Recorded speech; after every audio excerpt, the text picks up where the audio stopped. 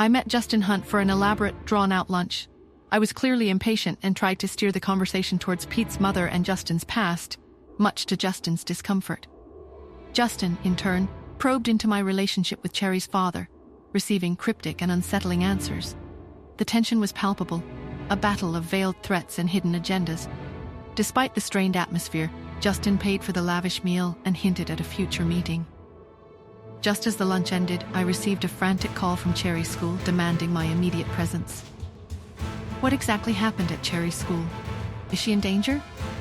Why was Justin so adamant about not discussing Pete's mother, and what dark secret does that horrible woman hold?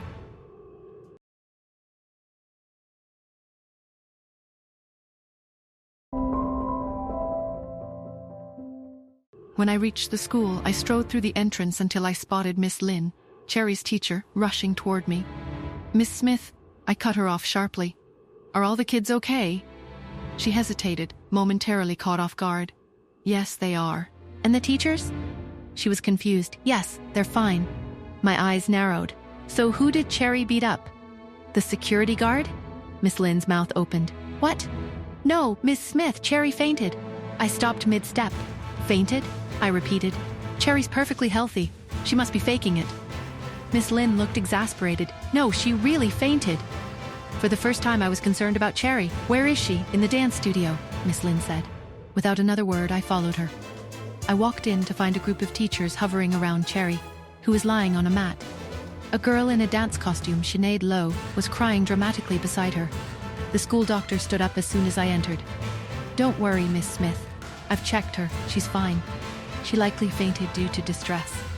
I knelt beside Cherry, taking her wrist. Her pulse was strong, too strong for someone who had actually fainted. Oh, this little actress. Cherry remained motionless, but I lightly tickled her palm. She twitched. Then she tickled me back. "Mommy," she whispered, "don't tell on me." I coughed, masking my amusement. "What happened?" Whitney Lowe, Sinead's mother, stepped forward. "Your daughter is so short-tempered and sensitive," she started. "Just one little argument and she faints." I didn't blink. "And yours cries for hours because someone else danced better?" Whitney's smirk faded, but she recovered quickly. "Talent without discipline is nothing," she scoffed. I turned my gaze to Cherry, who was now fully alert, sitting up with an innocent expression. "Guess we'll see about that," I murmured. "Your daughter has a poor physique," Whitney declared.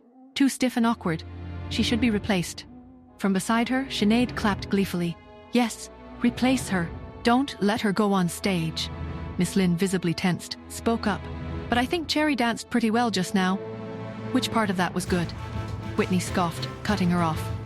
"Who's the professional here, you or me?" "Miss Lynn," I said. "Would Cherry be allowed to participate if someone more qualified than Mrs. Lowe vouched for her talent?" Whitney's smirk twitched. Her arms tightened across her chest. "Until you prove otherwise," Whitney said. "Cherry is banned from my classes."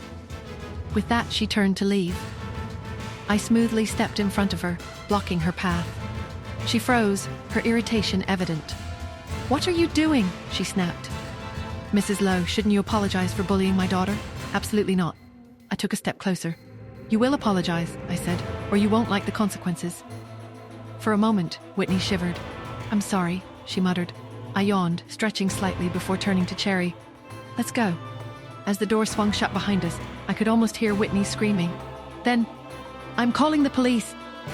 Whitney's furious voice rang out behind us. "She threatened me. I'll have her arrested." The principal strolled into the dance studio and walked toward Whitney Lowe. His voice was calm but authoritative. "Mrs. Lowe, we don't know who Miss Smith is," he began. "But we've been instructed by certain important people to treat her with the utmost respect. We can't afford any trouble." For a brief moment, Whitney's face twisted with disbelief. "Important people? What does that mean?" On our way back home, Cherry sat in the front passenger seat. "Mommy, will you be asking Aunt Tanya to come back to America for my sake?" she asked. I raised an eyebrow. "No, why would you think that?" Cherry folded her arms. "But Aunt Tanya loves dancing, and she's better than Mrs. Lowe." A quiet chuckle slipped from my lips. "Smart girl. She's coming next week to judge a festival, that's all." Cherry's face lit up instantly. "Oh, that's so exciting." As we stepped out of the car and headed inside the Anderson mansion, Sheril rushed toward us. "Nora," she called out, "I really want to thank you for the formula." Sheril's grin widened as if she'd been waiting for the perfect moment. She said, "I want to take you out for drinks. You have been very nice to me, Nora." I smiled. "Yes, we'll. Sure. Soon." Back in my room, I sank into an armchair, pondering how to get Cherry back into the dance team.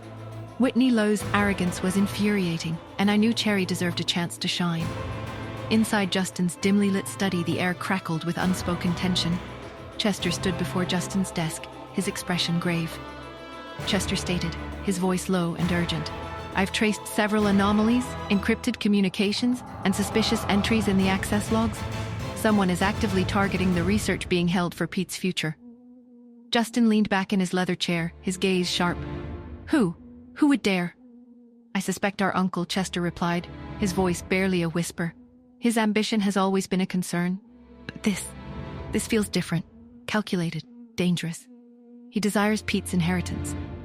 Justin's jaw tightened. "He wouldn't risk Pete. He knows the consequences." "He's desperate, Justin," Chester countered. "Pete is the sole heir to the Hunt fortune. If the research, which is a vital part of Pete's inheritance, is compromised, the power shifts. It shifts to him." Justin rose, pacing the room. "We need to tighten security, Chester. Every access point, every communication channel. I want constant surveillance on Pete. No one gets near him without my express permission." "Understood," Chester said, nodding. "But Justin, we need to consider all angles. We need allies." "Allies?" Justin questioned, his voice laced with skepticism. "Who can we trust?" "Nora," Chester offered, his tone carefully neutral. "She's shown a genuine interest in Pete. She's intelligent, resourceful." Justin stopped pacing, his gaze fixed on Chester. "Nora? You want me to trust her? After everything?" "She cares about Pete, Justin," Chester insisted, "and you, I believe. We need to consider all options, especially now. She could be an asset in protecting the research, and therefore Pete." "I appreciate your concern, Chester," Justin said, his voice firm, "but I won't use Pete as a pawn. I won't use anyone as a pawn. I still have reservations concerning Nora, and I will not risk Pete's safety. We must focus on securing the research that is being held for Pete and finding out who is trying to harm him within our own family." Chester sighed, his gaze dropping. "As you wish, Justin, but I fear we are underestimating the danger. We need to act quickly." Justin nodded, his expression grim. "Then we will act. But we will do so with caution and with absolute certainty." Inside Justin's dark room, Chester's worries felt heavy. Someone in their own family was trying to steal the important research meant for Pete. Justin knew he had to protect Pete, but he didn't know who to trust. The big house, that was supposed to be safe, now felt dangerous. He tried to think, to find who was the enemy, but he kept asking himself, who in his family would hurt Pete? And should he trust Nora, like Chester said, even though he didn't want to? Could he protect Pete and the research by himself? And was it already too late?